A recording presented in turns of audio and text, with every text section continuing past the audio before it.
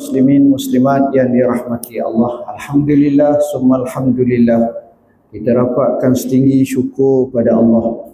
Dan di antara nikmat yang Allah bagi pada kita adalah nikmat boleh solat berjemaah di masjid, terutamanya waktu subuh pun satu nikmat yang cukup besar.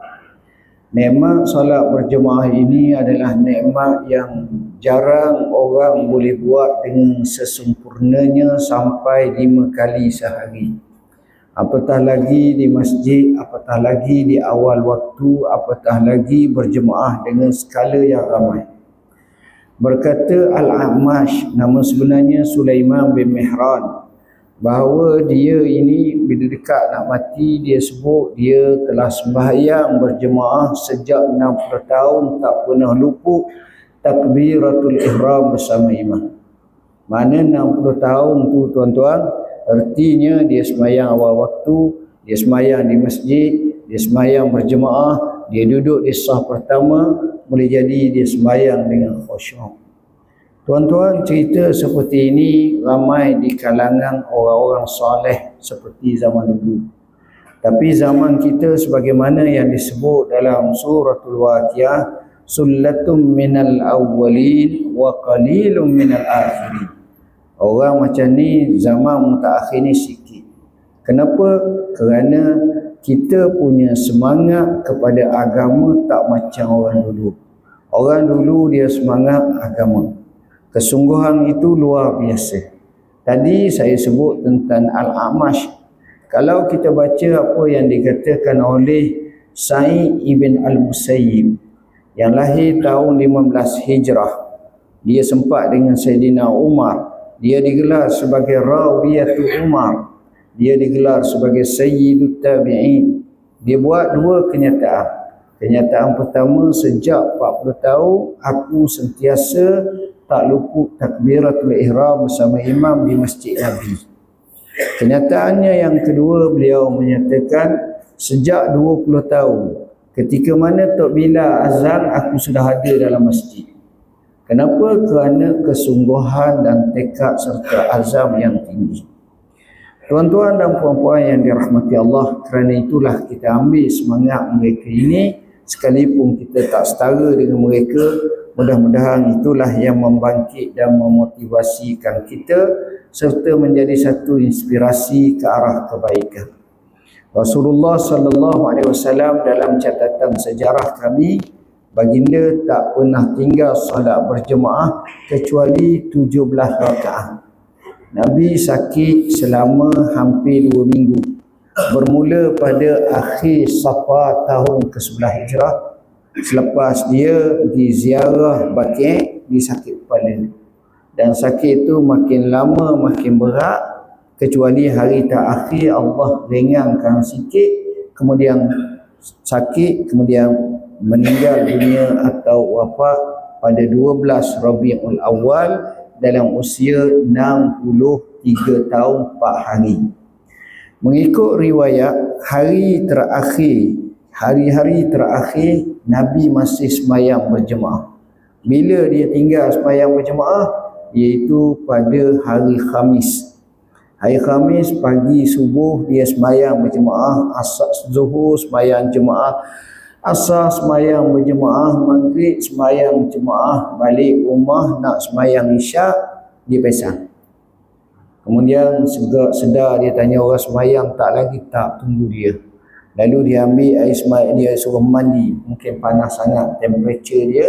Sudah mandi itu siap nak pergi sembahyang, pesang kali lagi. Kemudian dia jaga, tanya dia orang sembahyang tak lagi, tak lagi. Dia kata tolong mandi sekali lagi. Mandi ini nak pergi pesang pula. Ada kata 2 kali, ada kata 3 kali pesang. Kemudian bila dia jaga, dia rasa dia lolai dah, dia tak mampu, barulah dia suruh Abu Bakar jadi imam. Jadi maknanya hari Khamis malam Jumaat 1 waktu, hari Jumaat sepenuhnya 5 waktu, hari Sabtu sepenuhnya 5 waktu, hari Ahad sepenuhnya 5 waktu, hari Isnin pagi itu dia subuh, dia tak dapat pergi semayang, tapi dia tengok orang semayang, dia buka kotika. Rumah dia masa tu dia duduk dekat rumah Aisyah, tempat makam dia sekarang lah.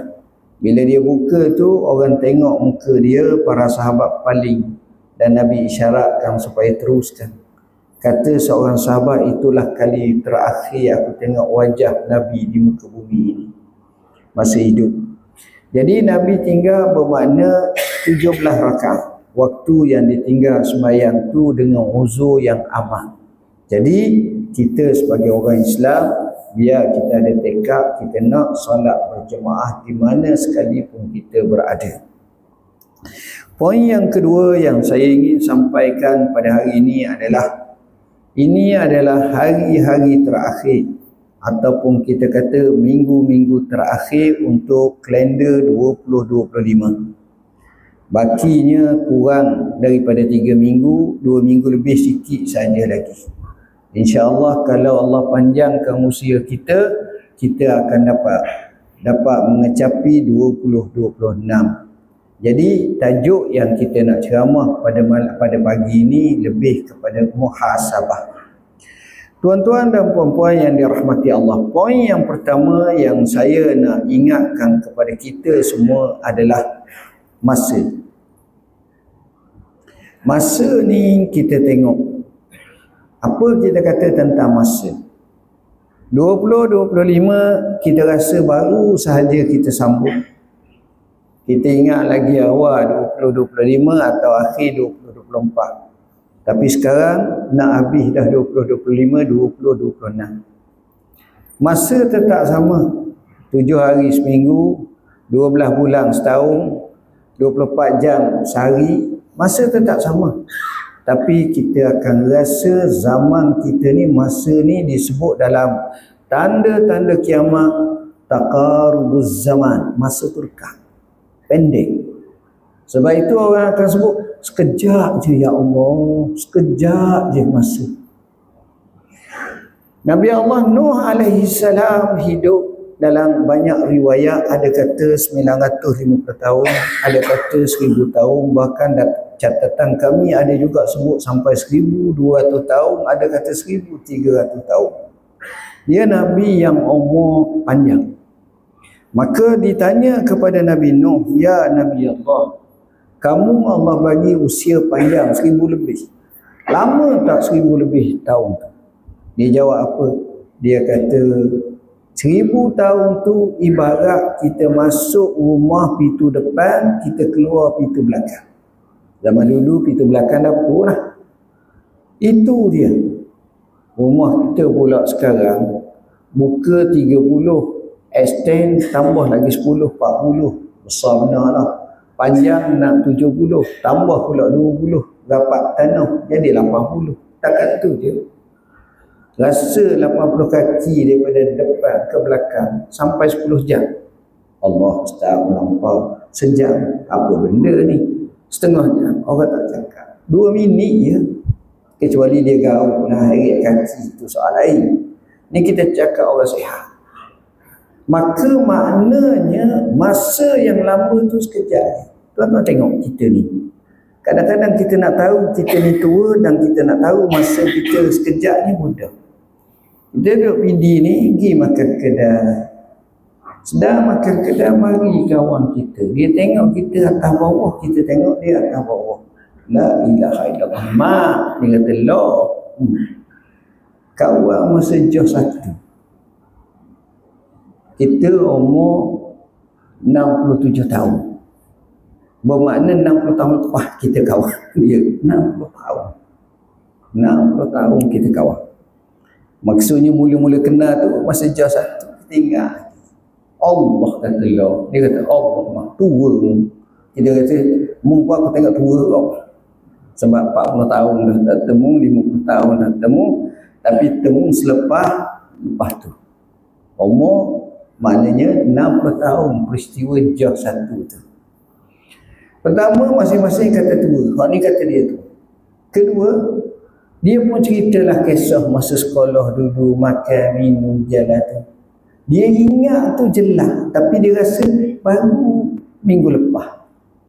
Baru 2-3 hari lepas. Baru sebulan lepas. Peristiwa tu segar dalam ingatan dia. Tapi ceritanya berapa tahun dah? 60 tahun dah. Itu sekejapnya masa. Kalau tuan-tuan nak rasa sekejap, mudah lagi masa. Tuan-tuan tengok orang yang tuan-tuan sayang. Isteri tuan-tuan, suami tuan-tuan, suami puan-puan. Begitu juga anak tuan-tuan. Atau keluarga ibu atau bapa yang mana mereka ni mati dah. Bila dia mati, kita pergi kubur dia. Kita pergi kubur, kita teringat Allah kata, mak, macam mana? Dia mati dah 2-3 tahun dah, 3-4 tahun dah, 10 tahun dah. Kita rasa sekejap nostalgia kita bersama dengan dia. Kita boleh ingat. Zaman sekarang lagi lah pelik. Kita boleh ambil video, kan ada video. Saya semalam saya pergi ke Melaka, tengok video kawan saya. Masya Allah, orang baik, Masya Allah. Tapi ujian yang besar, mati muda. Tua besar lah, mati muda. Mati dalam kerja, mungkin dalam 30-an menuju 40-an, tak sampai. Lebih kurang 4 ke 5 tahun dulu. Tengok gambar dia hidup cakap. Kita ingat, kita masih cakap. Tapi peristiwa tu 3-4 tahun dah. Dia duduk alam lain dah, kita di alam lain dah. Saya sebut dalam buku Salam Terakhir. Ini kisah anak saya kena kanser. Kadang-kadang mati ni bagus tuan-tuan. Sebab apa? Mati bukan pada kita lah, pada orang lain. Kita susah. Maksudnya bila mati kepada orang yang kita rapat ni, menyebabkan kita pergi ke kubur selalu. Saya sebelum ni saya jarang pergi kubur. Teruk ada tuan-tuan, mungkin setahun 2 kali ya, atau 3 kali, ataupun kerana ada orang mati, gitu je.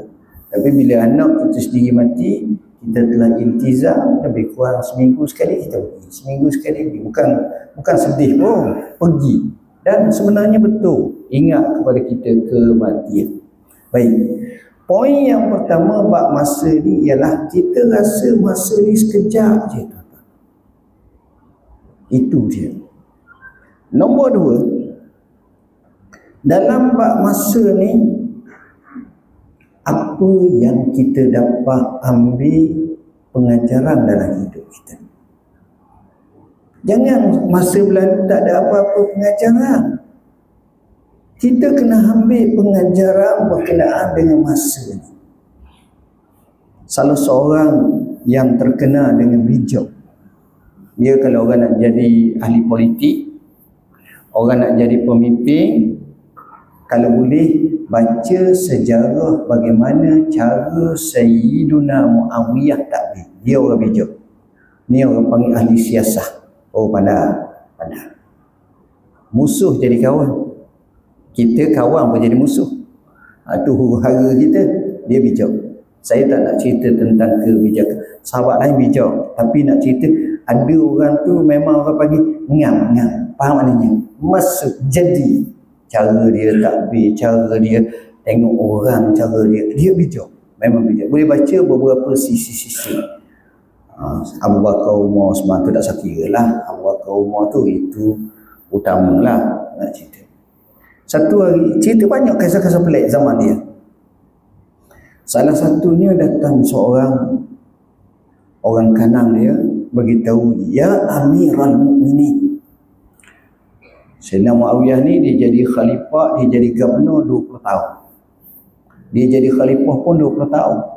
Start jadi khalifah tu tahun ke 40 Hijrah, berakhir 60 Hijrah. Mari seorang bagi tahu dia, ya Amirul Mukminin, saya ada temu orang tua seorang. Amir Mukminin nak temu dah. Dia kata boleh ke? Marilah makcik-pakcik seorang, orang pimpin tangan, mari dia tengok orang tua, dia tahu dah ni tua lipat pada dia lah. Tua lipat ni tua banyak benar lah pada dia. Dia pun duduk, ialah sebagai orang yang bijak kan. Walaupun dia khalifah, tapi dia ada penghormatan sebagai rakyat, sebagai orang tua. Dia pergi turun duduk sama. Tua ni orang ni tuan-tuan, pipi tu jatuh. Pipi tu jatuh lah. Mana tua benar. Maka dia pun berbasi-basi, berbahasa-bahasa. Dia pun tanya orang tua. Dia kata, Pakcik ni umur berapa sekarang? Maka jawab orang tua tu, ya Amirul Mukminin, Kalau tak silap saya, umur saya sekarang 240 tahun. Umur tua tuan-tuan. Tua 240 ni tua lah tuan-tuan. Oh, maknanya dia tua pada Rasulullah lah kalau ada tu. Tua ni zaman Parsi Rom dulu ni. Lama macam tu. Memang tua semua. Yalah masa tu aksiden tak ada. Jatuh kuda, mati. Gitu je. Mati-mati tu. Tapi ada lagi sahabat saya bercakap dengan kawan-kawan di Pakistan. Hak duduk di pergunungan tu. 100 tahun selamba je umur. Tapi tak sampailah lipat macam ni. Muawiyah ni orang bijak. Orang zaman dulu ni tuan-tuan, perangai dia, kalau dia cakap dengan orang, dia tak suka panjang. Ni kalau pemimpin agung hebat ni, dia tak suka panjang-panjang. Kalau dia nak suruh nasihat pendek. Itulah yang berlaku. Macam Sayyidina Umar ibn Abdul Aziz, lahir tahun 60 Hijrah, mati 101 Hijrah.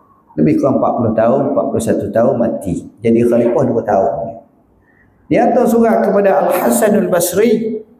Dia kata, bila sampai suratku kepadamu, maka beri nasihat ke aku, izni wa aujiz. Berilah ingatan ke aku tapi reka.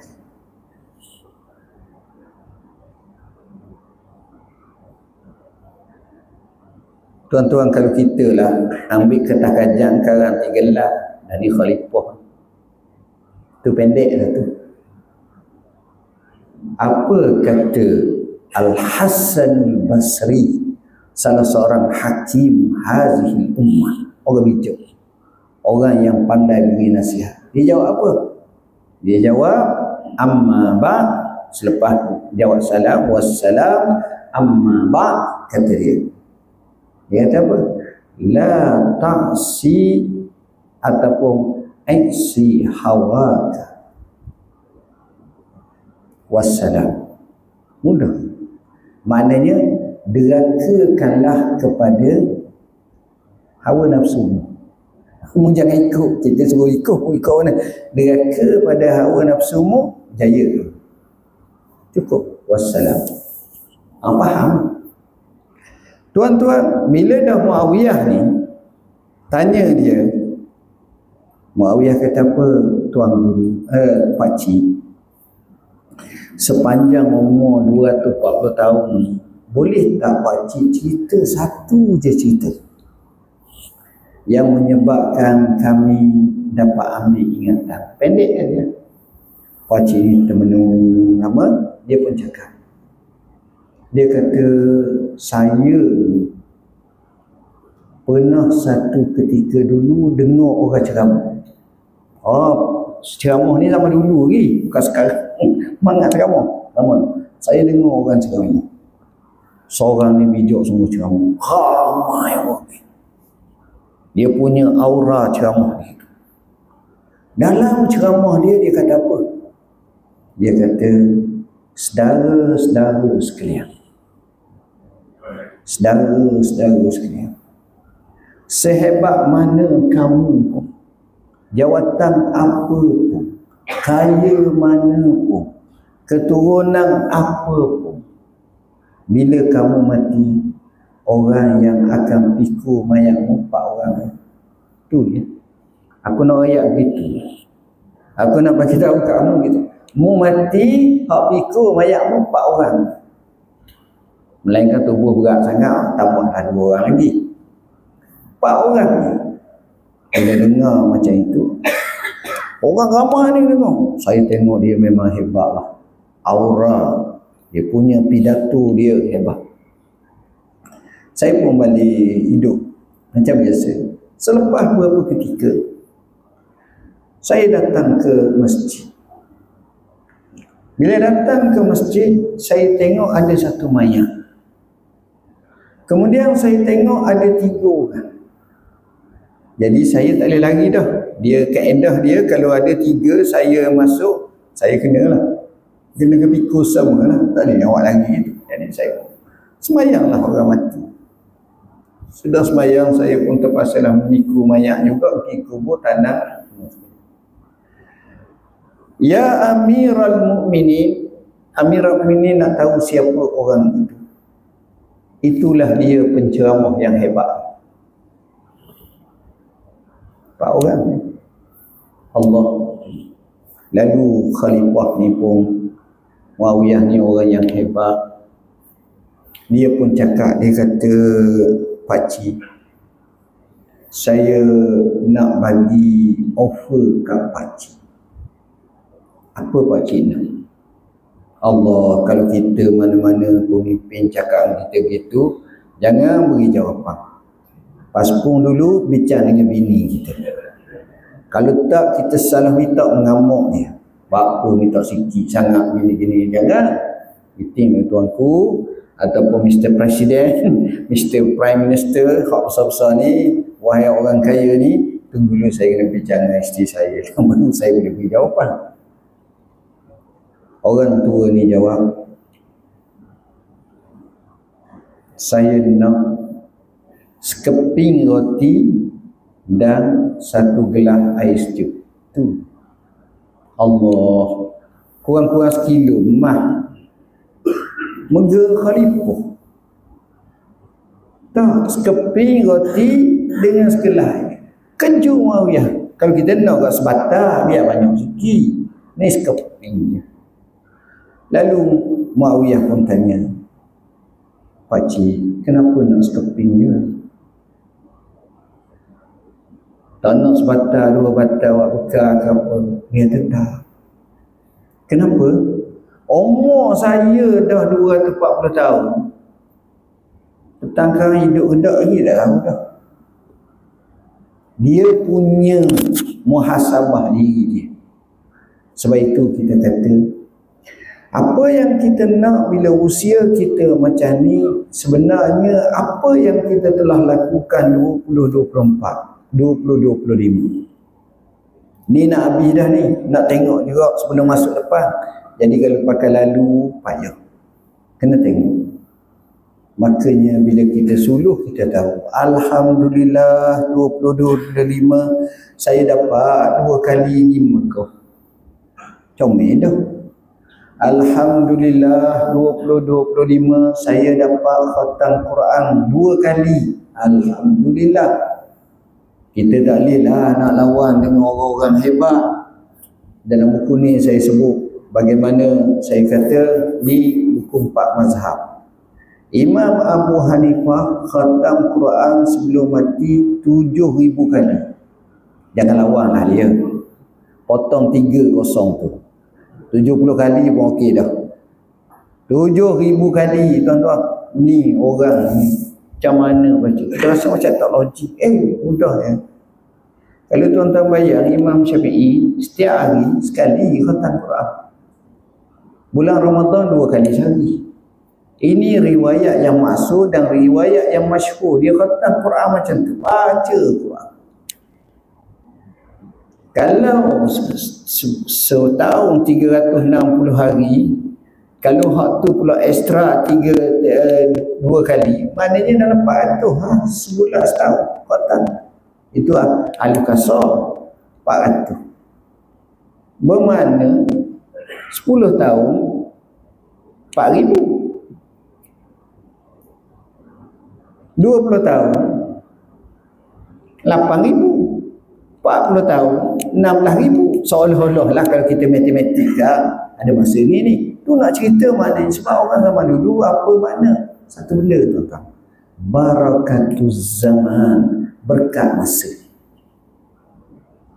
Ini orang berkat masa ni kalau kita tengok dia pelik. Dia hidup macam kita tapi keberhasilan dia luar biasa. Saya sebut dalam buku Masa Peliharalah. Dalam buku ni saya kisahkan macam mana ada orang tu. Contohnya, Ibn Abi Dunya telah mengkaryakan lebih daripada 1,000 karya. Ibn Shahin, Imam Suyuti kata karya Ibn Shahin amat banyak, dikatakan mencapai 330 karya, antaranya kitab tafsir sebanyak 1,000 juzuk. Musnad 1,500 juzuk. Banyak. Itu kisah mereka. Banyak lagi lah tu kisah hak mengarang. Kisah hak lain pun sama. Hafiz Ibn Hajar, dia membaca, mentelaah, mendengar, beribadat luar biasa. Macam-macam kisah. Nak ceritanya orang zaman dulu ni berkat masa. Dan berkat masa ni saya sebut buku terbaru kami, Kuasa Membaca. Ini pelik. Kalau kita tengok seperti Jamaluddin Al-Qasimi, muda orang 49 tahun dia mati, tapi dia punya jasa dia, baca dia, kekuatan dia luar biasa. Baca je hidup dia, baca macam tu. Hebat. Said Hawa dikatakan baca 60-50 halaman setiap satu jam. Baca je. Seorang syekh namanya, dalam buku ni saya cerita, Ali Tantawi. Ali Tantawi ni seorang syekh adib sastra daripada Syria, bukan Syekhul Azhar. Syria ni lebih dulu lagi. Dia ni keturunan tok guru orang alim besar. Baca kuat. Setiap hari dia baca tak kurang 10 jam. Tak kurang. Kita dah payahlah potong 10 tu tinggal sejam. Okey dah. 10 jam. Sehingga dia kata apa? Kalau dia baca ni, dengan umur dia buat kerja macam tu lebih pada 50 tahun. Maknanya dia kata kalau dia tengok, dia congok seolah-olah dia baca lebih kurang dalam 2.5 juta helai ataupun halaman buku sampai umur macam tu. 2.5 juta baca buku. Maknanya kalau dia buat PhD tu 400. Tanya sahabat-sahabat kita, anak-anak kita yang buat PhD kan. Tak banyak macam tu. Ni baca ni. Dan banyak lagi lah saya sebut dalam buku ni. Ni orang luar biasa tuan. Imam Nawawi rahimahullah ta'ala, umur berapa tahun? 45 tahun. Lahir 631, mati 676. Tapi orang cerita daripada dia lahir sampai dia mati seolah-olah dia nulis 16 helai sehari. Sedangkan nak nulis kurang-kurang umur 20 tahun. Maknanya sudah matang ilmu, masak ilmu sikit. Kalau 20 tahun bermakna dia menulis lebih kurang dalam sekitar dalam 25 tahun. Seolah-olah dia kitab dia rojokan ummah. Kita tengok. Jadi poin yang saya nak sebutnya ialah barakatuz zaman, waktu. Nombor 2, nombor 3 seterusnya. Kita tengok kita ni di akhir tahun. Di akhir tahun. Kadang-kadang kita boleh buat cita-cita dunia kita. Saya cita-cita dunia ni saya tak nak bincang sangat. Sebab kalau kita bincang memang tak habis. Projek ni, apa nama ni, perniagaan ni, bisnes ni, saham ni, macam-macam boleh. Yang itu saya pun tidaklah berkeahlian tuan-tuan. Cuma kita nak alih sikit satu isu. Satu isu, kalau orang tanya kita dengan soalan cepu mas, tuan-tuan rasa kalau Allah ambil nyawa kita bersedia tak lagi? Termasuklah tukang ceramah ni pun akan kata tak sedia lagi. Soalannya bila kita sedia? Orang nak nikah dia kata sedia dah. Orang nak pergi Mekah haji, sedia dah. Orang nak ambil SPM, hak rajin lah, jangan malah lah hak rajin. Sedia dah. Dia ada sedia masing-masing. Tapi kita mati ni sedia tak? Tak mesti. Tak sempat ni. Syekh hentar umur berapa dah? 60. Dah nak berapa? Ya 70. Hak 70 nak apa? 80. Hak 80 nak apa? 90. Seolah-olah kita bila kita nak menuktahkan satu persediaan. Ini pelik. Kawan kita mati. Allah guna bahasa apa? Alhaakumut takasur. Hatta zurtumul maqabir. Telah melalaikan kamu oleh kerana nak sibuk berbanyak-banyak. Banyak di sini ulama kata sama ada suka harta banyak. sama ada suka anak pinak banyak, sama ada suka pengikut-pengikut banyak, sama ada suka dengan kelebihan-kelebihan yang banyak, suka. Hatta zurtumul maqabir, sehinggalah kamu ziarah. Bahasa kubur tu dia tak kata mati, ziarah. Apa makna ziarah? Maknanya sampai tahap tu pun kadang-kadang tak sedar lagi. Tuan-tuan, kawan mati, dia pun sedih lagi kubur. Tu iman depan tu talqin hidup. Dia orang zaman sekarang, tengah-tengah dia talqin pun kadang-kadang bunyilah notifikasi handset tu buka. Tengok dapat projek baru. Ya. Setengah mati kata. Oh. Senyum tadi. Mayat dia di situ. Mayat dia. Tu iman tu baru sebut. Wal mautu haqqun wal jannatu haqqun wan nar haqqun. Hak ni hak belaka, hak betul belaka. Dia dak. Ya. Allah. Apa pula mak ni? Astagfirullah. Aku dapat projek ni. Tengok. Siapa tahap tu? Berlaku tak je? Biasa. Kawan-kawan dia pun buat cadar. Orang mati nak susah apa, dia mati semua. Sedap jawab. Tapi persediaan kita. Saya tengoklah dalam hidup ni tuan-tuan. Orang yang bersedia untuk mati, yang saya tengok, hak yang saya tengok dengan mata kepala saya, sejenisnya hak tu dia mati. Siapa dia? Orang yang jadi banduan akhir. Tu dia sedia mati. Kalau tuan-tuan semayang tepi dia tu, kita takbir Allah Akbar, dia lama tuan-tuan. Kebanyakan macam tu. Kita semayang sunat, dia semayang lagi sunat. Dia sedia untuk mati. Dan kalau kita tengok muka-muka dia, kita insaf bahkan. Insaf. Ini pengalaman saya. Saya tengok memang insaf. Saya setiap tahun insya-Allah saya akan pergi ziarah. Di ceramah gini. Pak hari lepas ke 3 hari lepas, saya ingat lah 3-4 hari lepas saya ceramah Kuala Lumpur. Ada satu pak, biasa kalau jauh ni saya makan dulu. Maka orang ni mari. Tiba-tiba datang seorang lelaki mari. Hari tu kucuk tangan saya. Lepas tu dia pun hendak telinga mulut dia kat telinga saya. Dia kata tu, saya BE. Saya tahu dah. Kalau BE tu maksudnya istilahnya banduan akhir. Saya pun bangun. Saya pun heret dengan dia. Satu penjuru. Saya pun cakap dengan dia. Dah bila keluar ni? Kenapa ni? Alhamdulillah tu saya dapat keampunan kurnia Engkau. Alhamdulillah. Air mata berair. Tu saya dah ucap terima kasih. Tu beri nasihat. Saya ingat 2 kali tu cakap tu. Memang tengok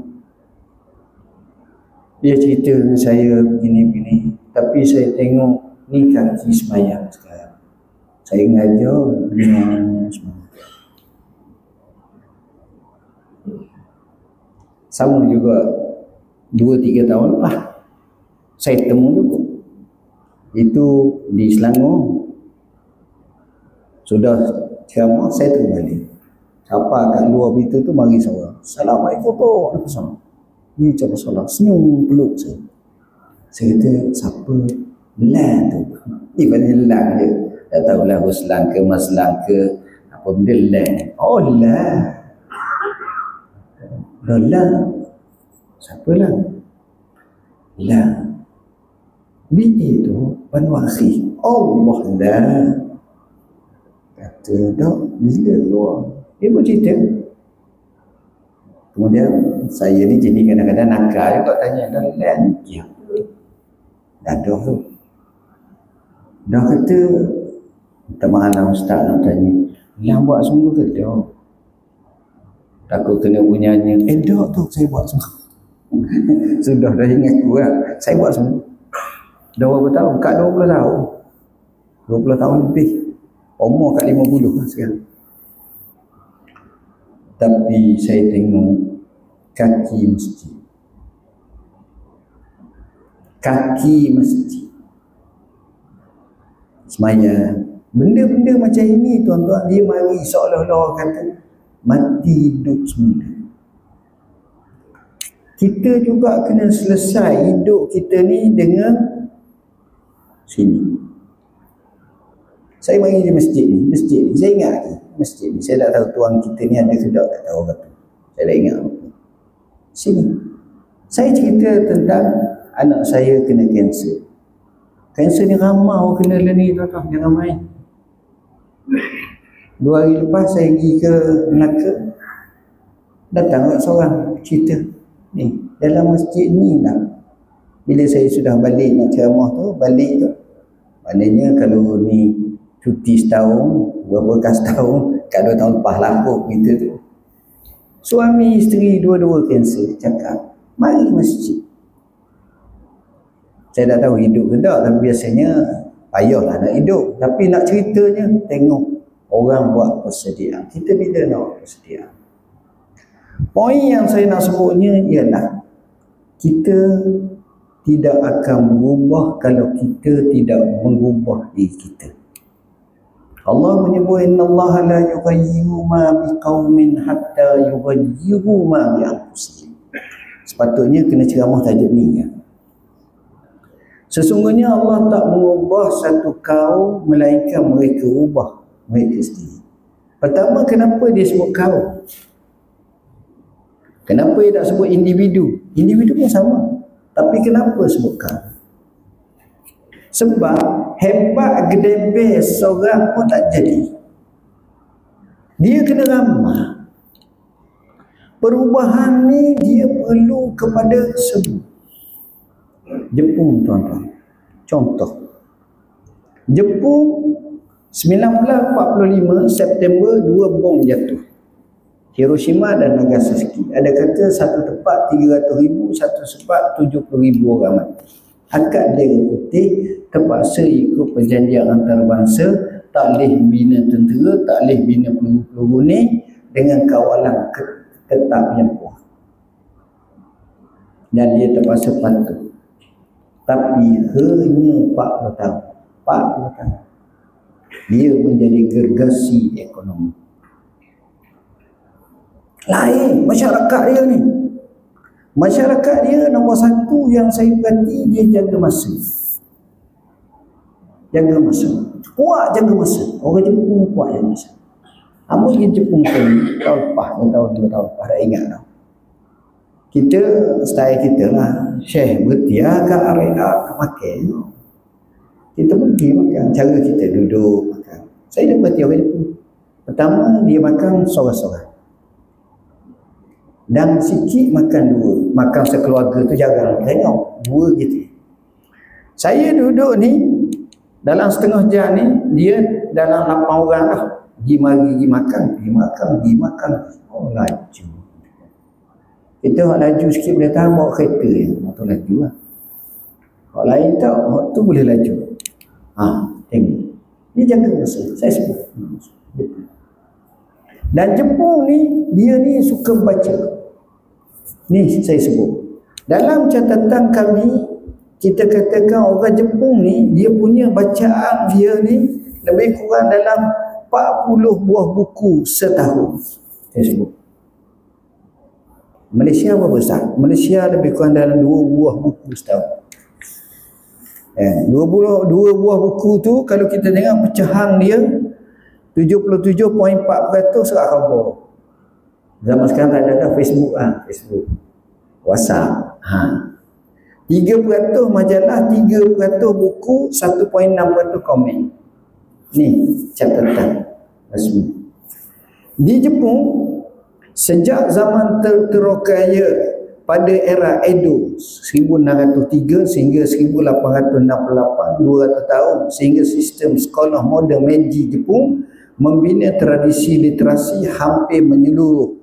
Hari ini skor bacaan PISA 2022 Jepun mencecah 516. Sedangkan paling rendah sepatutnya 476. Dia lebih.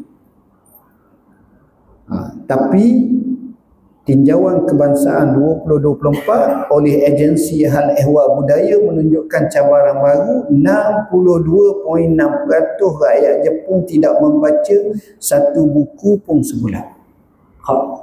Fenomena terbaru ni. Dia dah macam kita, dah baca kau ada mung lah. Mu nak baca, mu tak nak baca kau ada mung lah. Siapa dia pun tak kisah. Mana ada kita tengok orang selalu pegang buku. Saya pun tak pegang. Budaya kita bukan budaya pegang buku. Budaya kita pegang muka buku. Faham mana muka buku? Facebook kan. Dia tak pegang buku. Ni tengok.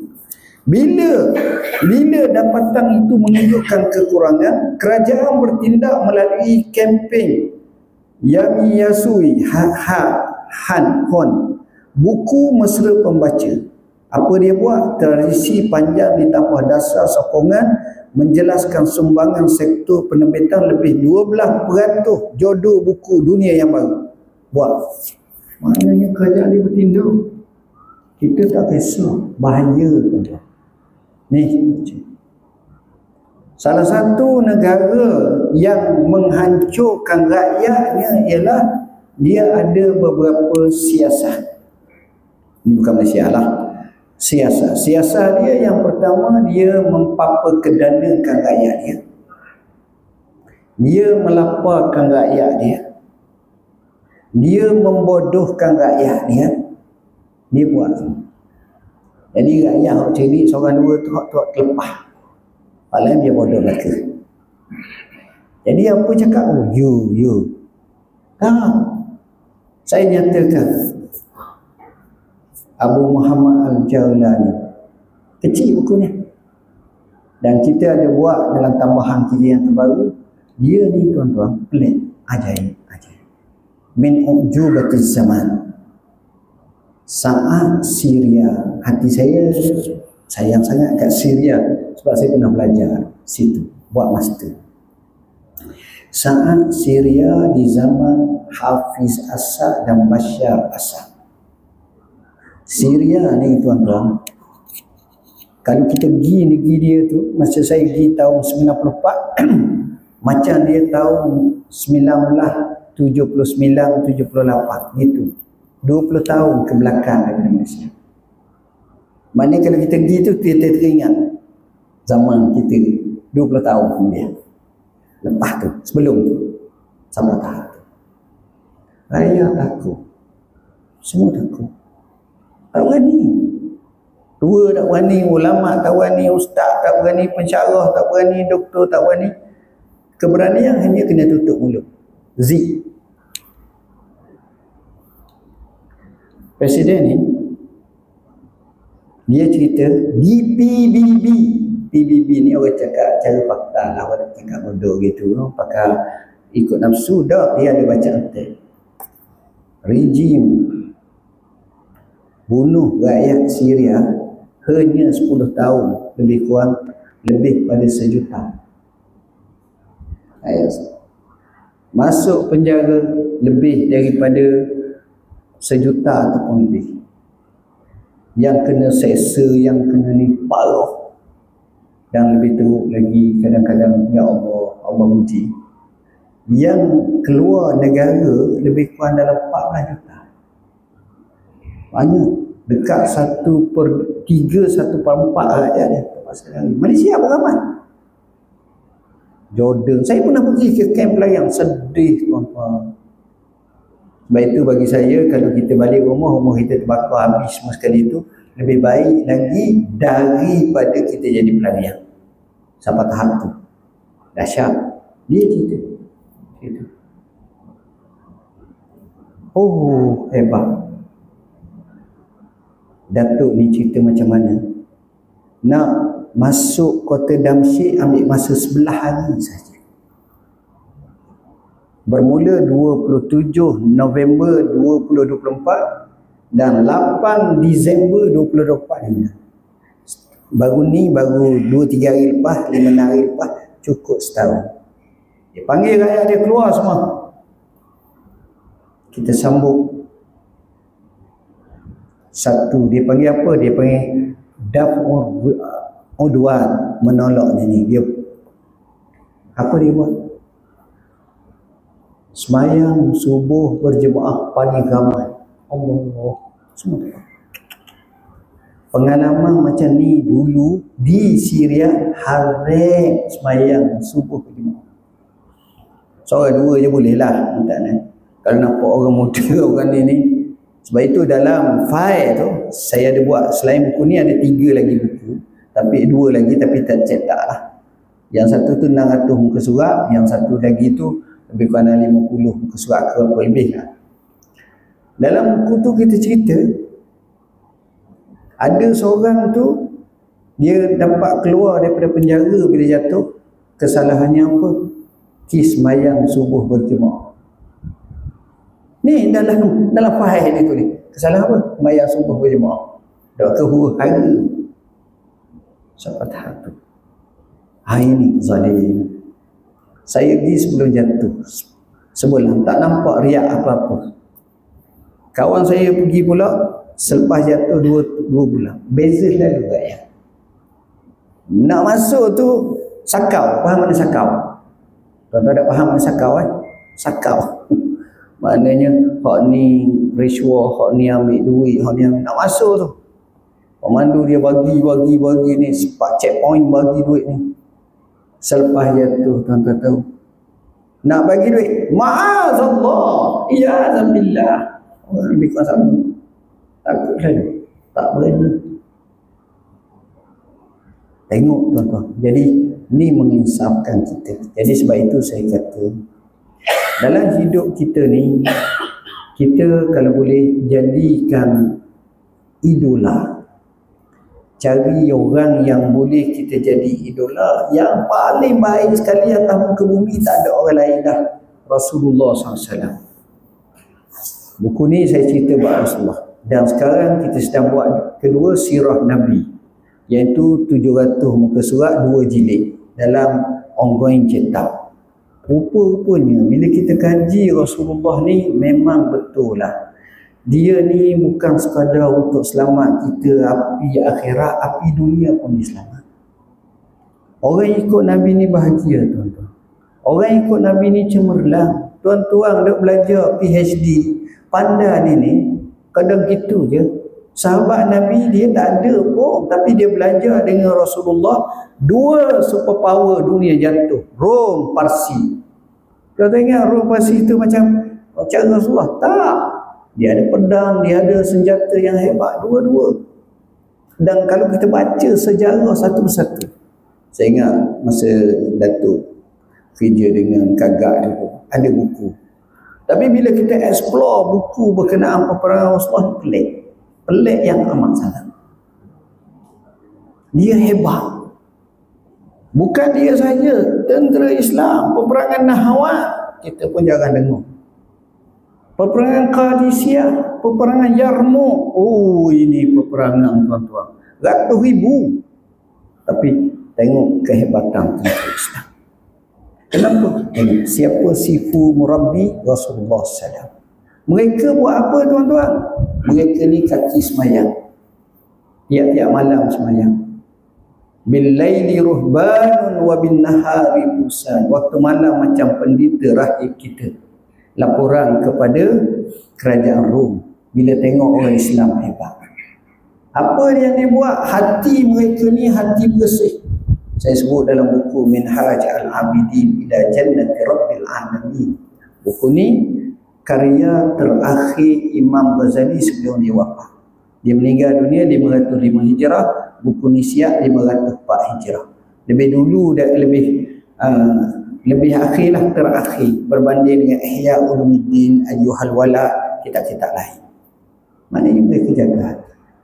Dan orang Islam ni kalau kita tengok akidah mereka kukuh. Saya sebut dalam buku ni Safinatun Najah, dan kita tengok mereka bina rumah tangga mereka sebagai rumah tangga baiti jannati yang kita nak.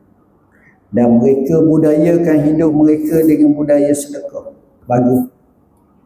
Sebab itu sedekah saya tak kata fadilat ke ajibah. Banyak kisah-kisah pelik. Dan mereka berlumba untuk menjadi mereka lah paling pemurah. Kisah yang ini Rasulullah semua. Mereka ni menyelesaikan masalah, antaranya masalah hutang. Kita mesti banyak buat hutang tak selesai. Hidup bebas hutang. Tuan-tuan membaca sejarah Nabi, hadis Nabi, petunjuk Nabi, insya-Allah kita akan selamat dunia dan akhirat. Itulah bekalan sebaik-baiknya. Jadi sekadar itulah yang dapat saya sampaikan. Mohon maaf bahasa saya guna tidak sesuai. Aqul qawli hadza wa astaghfirullah azim li wa lakum. Bismillahirrahmanirrahim. Allahumma faqihna fid din, alimna ta'wil. Allahumma ja'alna minal ladzina yastami'una qawla fayattabi'una ahsanah. Wa sallallahu ala sayyidina Muhammadin wa ala alihi wasallam. Walhamdulillahi rabbil alamin. Wassalamu alaikum warahmatullahi wabarakatuh.